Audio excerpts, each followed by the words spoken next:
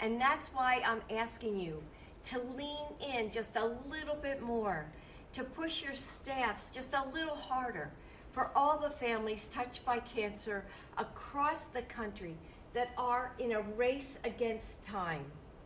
This is the urgency of now. For Joe and for me, this is the mission of our lives.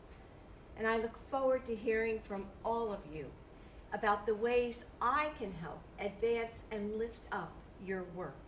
So together, I know we are going to end cancer as we know it. Thank you. Mr. President, response to the impeachment inquiry? Response to the impeachment? No response to the